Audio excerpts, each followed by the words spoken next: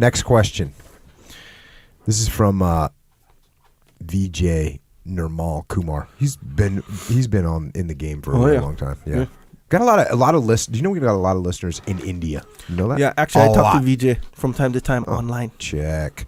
So he says, you must have had good days and awful ones in the field. How did you manage to stay focused despite the ups and downs? How did you win over the darkness? Also, what was your workout like when you guys were engaged in the field and probably tired? 2 questions there. I think how you manage the ups and downs is you got to stay focused on what the goal is, and I think we talk about that, how the recognition, when we came back from that deployment and you put that slide together about the Battle of Ramadi, they kind of capture on this map, the areas that we'd taken back. And even though I'd planned and led those operations, so many of those operations, I've been intimately involved in the planning and leading those ops and then writing, post-operational summaries and all the reports that we had, and was involved in some of the battalion and brigade level meetings, for that whole strategic plan. I didn't really have a fully grasp.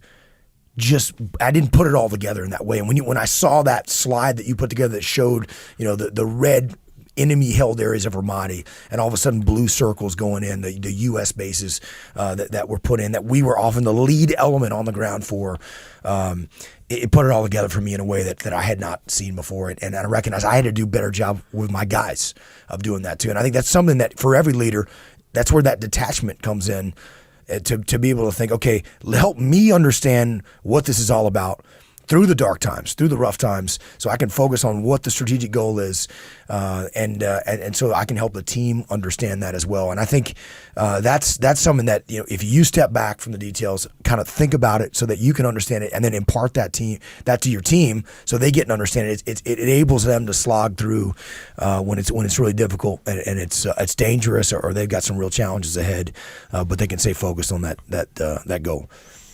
You also got to remember what it feels like to do the right thing. For me, like I know what it feels like to not do the right thing, and I don't like that feeling. Later, right? It feels good right now to not do the right thing, because you're like, oh, cool, bag of Cheetos, man, I'm going to get some, right? Yep. You know what that feels good right there. Yep. You know what it feels like later. You know you went off the path, and that's not good. So I just always think, okay, well, I'm gonna suck it up now. Take the problem now, take the hard path now, because I know later it's going to pay off. I'm going to feel better in the long run. Pay now, pay later. Pay now or pay later. That stuck with me when you said it. It was good. Yeah.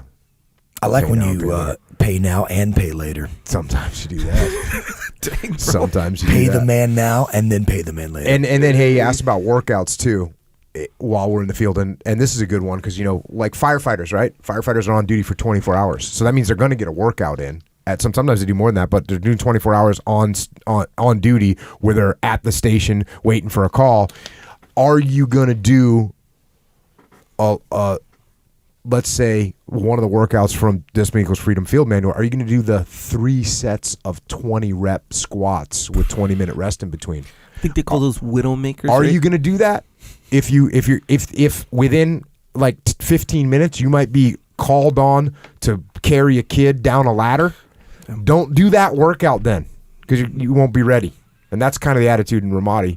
It was like, yeah, we trained hard, certainly, and we talked about that on podcast 65, the things they carried and how we had to train hard, but you had to always hold a little back because you never knew when you're going to get the call, and you certainly, after a big blowout squat workout like that, I mean, you weren't going to be able to run through the streets and run upstairs and drag your 215-pound buddy with 60 pounds of gear on, for 50 yards across the open street while shooting with the other hand. So, I mean, those are the kind of things where you got to be ready for that, and you had to leave a little reserve in the tank just in case. Because we're like, oh, we don't have an op tonight. Oh, we do have an op tonight. Get ready. Here we go. Yes, you do. Right on. Yeah, so leave a little in the tank. That's a good way of putting it.